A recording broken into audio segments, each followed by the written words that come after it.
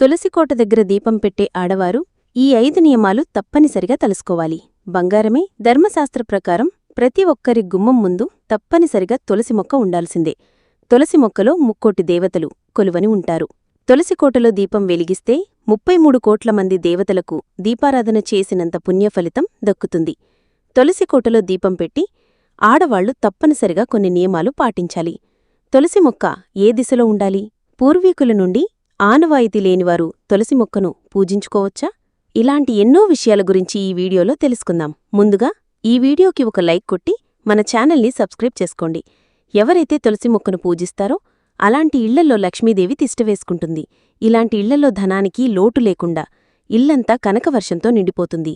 వాస్తు ప్రకారం కూడా ఇంటి ముందు తులసి మొక్క ఉంటే మన ఇంటికి చాలా మంచి జరుగుతుంది. పెళ్లైన ఆడవారు ప్రతిరోజూ ఉదయం స్నానం చేసిన తర్వాత తులసి మొక్కకు నీళ్లు పోసి తులసి మొక్క చుట్టూ 5 ప్రదక్షిణాలు చేస్తే ఆడవారికి దీర్ఘసుమంగళి ప్రాప్తిస్తుంది. తన భర్త ఆయుష్షు పెరుగుతుంది. అలాగే తులసికోటలో దీపారాధన చేస్తే విపరీతమైన ధనం చేకూరుతుంది. తులసికోటలో ప్రతిరోజూ దీపం వెలిగించలేనివారు లక్ష్మీదేవికి ప్రీతికరమైన ప్రతి శుక్రవారం నాడు తులసికోటలో దీపం వెలిగిస్తే మీ కుటుంబమంతా ఆయురారోగ్యాలతో అష్టైశ్వర్యాలతో జీవిస్తారు. తులసికోటలో దీపం వెలిగించేవారు తప్పనిసరిగా కొన్ని నియమాలను పాటించాలి. ఎప్పుడు పడితే అప్పుడు తులసికోటలో దీపం వెలిగించకూడదు. లేదంటే లక్ష్మీదేవికి కోపం వస్తుంది. ఇంట్లో ఆర్థిక సమస్యలు తలెత్తుతాయి. ప్రతిరోజూ ఉదయం స్నానం చేసిన తర్వాత సూర్యుడు రాకముందే తులసికోటలో దీపం పెట్టేయాలి. అలాగే సాయంత్రం దీపారాధన చేసేవారు సూర్యుడు అస్తమించిన తర్వాత తులసికోటలో దీపం వెలిగించాలి. తులసికోటలో దీపం వెలిగించేవారు ఆవునేయతో దీపారాధన చేస్తే చాలా మంచిది. ఆవునేయతో దీపం వెలిగిస్తే లక్ష్మీదేవి అనుగ్రహాన్ని త్వరగా పొందవచ్చు. కుటుంబంలో ఎలాంటి సమస్యలు ఏర్పడకుండా లక్ష్మీదేవి మన ఇంటిని రక్షిస్తుంది. మనలో చాలామంది తెల్లవారుజామునే తులసికోటలో దీపారాధన చేసేస్తారు. అయితే ఉదయం వెలిగించే దీపావళి కన్నా సాయంత్రం సమయంలో దీపం వెలిగిస్తే రెట్టింపు పుణ్యఫలితం లభిస్తుంది.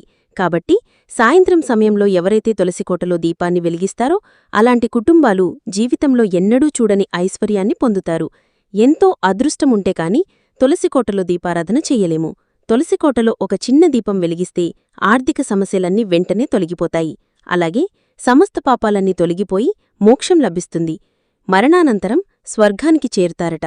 కాబట్టి ఒక మనిషి మరణించిన తర్వాత కూడా నోట్లో తులసి ఆకులను పెడతారు.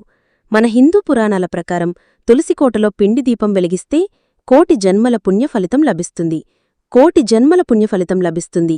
బియ్యపిండిలో కొన్ని పాలు పోసి ఒక చిన్న పిండి దీపాన్ని తయారుచేసి తులసికోటలో పిండి దీపం వెలిగిస్తే లక్ష్మీదేవి ఎంతో సంతోషించి మీ ఇంటిపై ఘనక వర్షాన్ని కురిపిస్తుంది. మన హిందూ ధర్మశాస్త్రాల ప్రకారం ప్రతి ఆదివారం రోజున శ్రీమహావిష్ణువు కోసం తులసిమాత ఉపవాసం ఉంటుంది. కాబట్టి ఆదివారం రోజున మాత్రం తులసిని పూజించకూడదు. తులసి ముందు దీపారాధన చెయ్యకూడదు. తులసి దళాలని కొయ్యకూడదు. కనీసం తులసి చెట్టుని ముట్టుకోకూడదు. ఆదివారం తులసికి నీరు పోసినా తులసికోటలో దీపారాధన చేసినా తులసిమాత తన ఉపవాసాన్ని విరమించుకుంటుంది. కాబట్టి తెలిసి తెలియక కూడా ఇలాంటి తప్పులను మనం చెయ్యకూడదు. అయితే తులసికోటలో దీపం వెలిగించేటప్పుడు తులసి ముందు కొన్ని అక్షింతలు పోసి ఆ అక్షింతలపైన దీపం వెలిగిస్తే లక్ష్మీదేవి అనుగ్రహాన్ని త్వరగా పొందవచ్చు. అక్షింతలపైన దీపాన్ని వెలిగిస్తే కోరిన కోరికలన్నీ త్వరగా నెరవేరుతాయి.